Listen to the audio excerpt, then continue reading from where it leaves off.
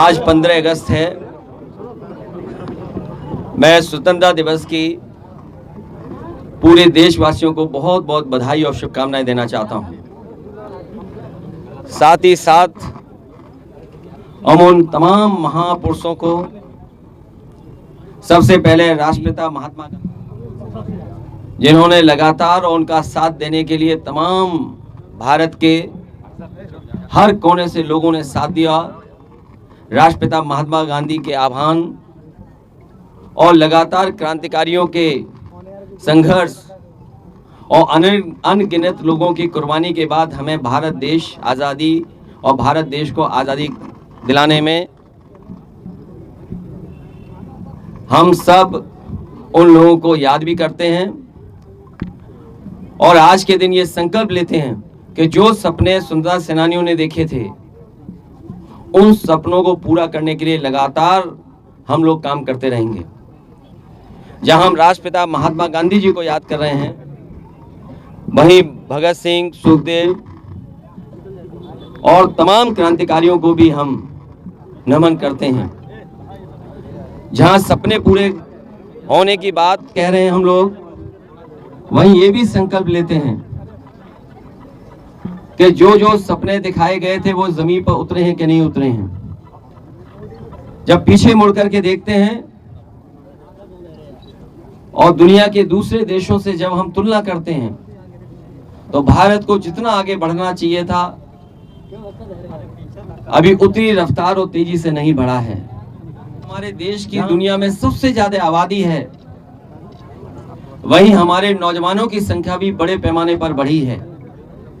जहां हमारा किसान खुशहाल हो, वहीं हर नौजवान के हाथ में नौकरी और रोजगार कैसे पहुंचे, पढ़ाई और शिक्षा का स्तर बेहतर कैसे हो, जो स्वास्थ्य सेवा आम गरीब को कैसे मिल पाए, साथ ही साथ सुरक्षा की भावना कैसे पैदा हो। जहां हमारे देश की पहचान है कि हम अलग अलग भाषा, अलग अलग प्रदेश के, जो डाइवर्सिटी है दुनिया में किसी देश में नहीं होगी। जो यूनिटी इन डाइवर्सिटी है, उसको भी लेकर के हम लोगों को चलना पड़ेगा। जहां हम महापुरुषों को याद कर रहे हैं, वहीं ये भी याद करते हैं इस देश के महान और नोबेल प्राइज जिन्हें मिला, रविन्द्रनाथ टैगोर जी, जिन्होंने कहा कि हमारे देश में समस्या पॉलिटिकल नहीं है, समस्या हमारी समाज की है। जो समाज की बुराइयां हैं, जो समाज में हमारे अभी भी दूरियां हैं, उन दूरियों को कैसे कम करें। जहां एक तरफ मणिपुर जैसी प्रदेश में जो घटना हुई, वो दुनिया में कहीं भी किसी देश में ऐसा नहीं हुआ होगा। वहीं आज के दिन हम लोगों को ये भी अपील करनी चाहिए कि मणिपुर के लोग जिस सद्भावना के साथ, जिस प्रेम के साथ, जिस तरीके से मिलजुल करके रह रहे थे, वैसे ही रहें और इस तरह की घटना दोबारा ना हो। जहां हमारी बेटियां, हमारी बहनों के साथ ऐसी घटना घटी हो। न केवल मणिपुर, बल्कि देश के किसी कोने में इस तरह का व्यवहार किसी महिला या बेटी के साथ ना हो। दुनिया बहुत आगे बढ़ी है।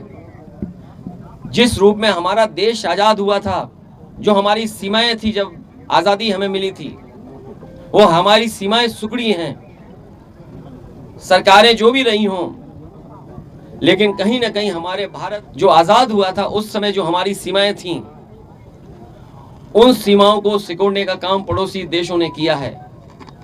आज के दिन 15 अगस्त, जब पूरा देश स्वतंत्रता दिवस मना रहा है, तो हमें भी ये संकल्प लेना चाहिए कि जिस कुर्बानी और जिस आजादी मिली हमारे देश को, हमारा देश जहां मजबूत हो, वहीं सीमाएं भी हमारी बहुत सुरक्षित रहें।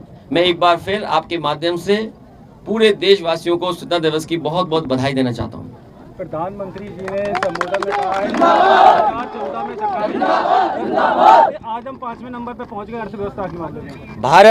भारत की इतनी आबादी है और जिस तरह की यहाँ पर लगातार आगे बढ़ने की लोगों की इच्छा है, सरकार अपना योगदान कम भी दे उसके बावजूद भी यहाँ की अर्थव्यवस्था आगे बढ़ती है। जहाँ हमें दुनिया में जो हमारी समस्या है उनका हम आकलन करें अगर, तो लोकतंत्र में जो स्वतंत्रता होती है उसमें हम कहाँ खड़े हैं, हम प्रेस की आज़ादी में कहाँ खड़े हैं, हम करप्शन में कहाँ खड़े हैं।